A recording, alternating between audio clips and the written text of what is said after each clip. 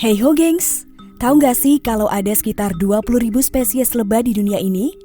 Dan mungkin saja mereka adalah serangga penyerbuk terpenting di bumi.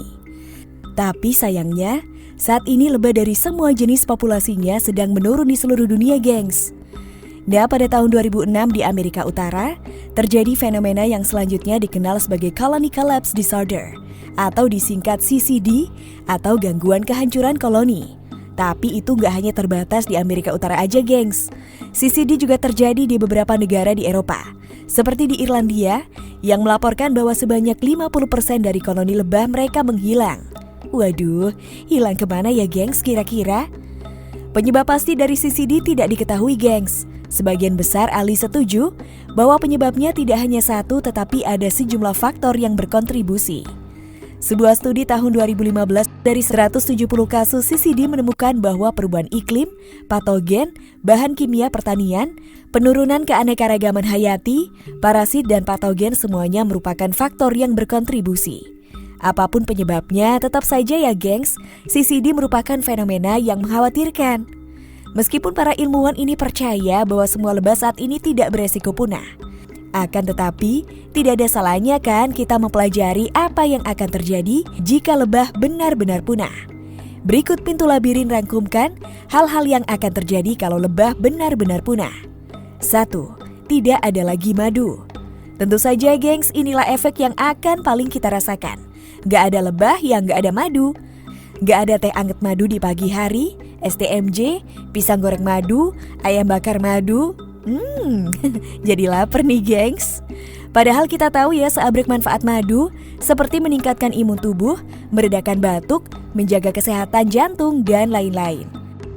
Jadi lebah jangan sampai hilang deh gengs. 2. Banyak buah dan sayuran tidak bisa tumbuh.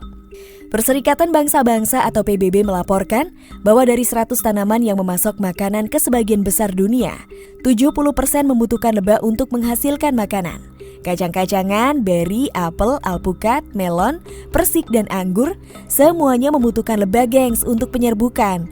Diperkirakan setengah dari makanan di toko kelontong akan hilang tanpa lebah. Aduh, jadi susah dong cari makanan ya. Dan bagi kalian semua pecinta kopi gengs, harus mengucapkan selamat tinggal pada minuman favorit kamu ini.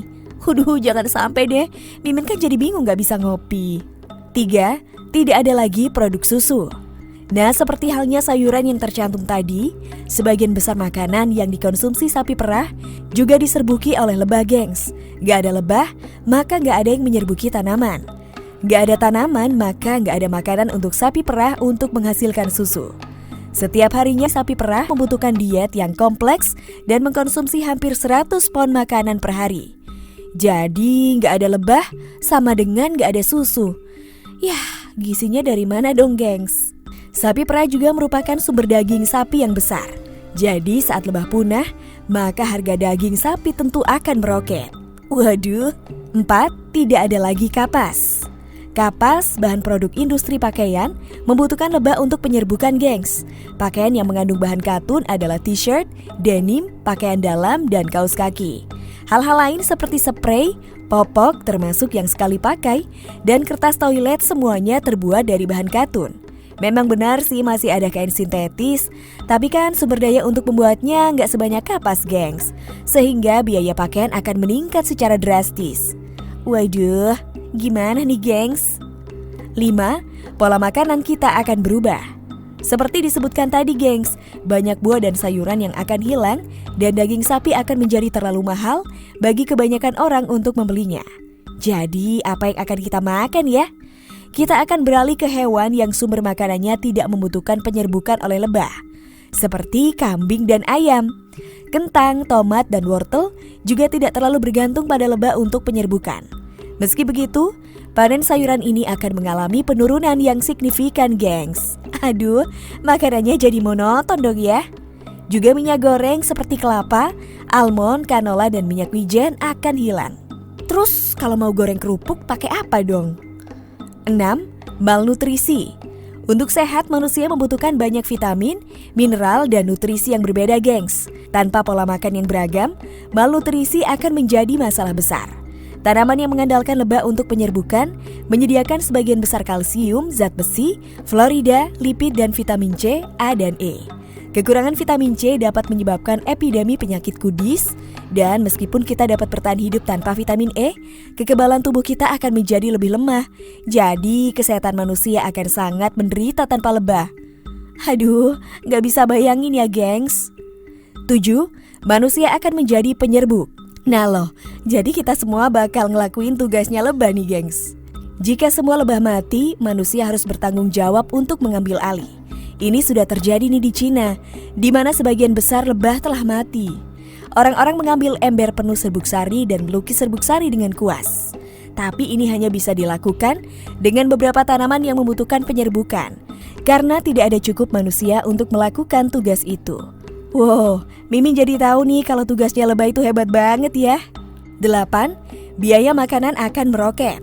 Karena sebagian besar makanan kita akan menjadi sangat langka atau membutuhkan penyerbukan tangan, jadi biaya makanan akan meningkat secara dramatis nih.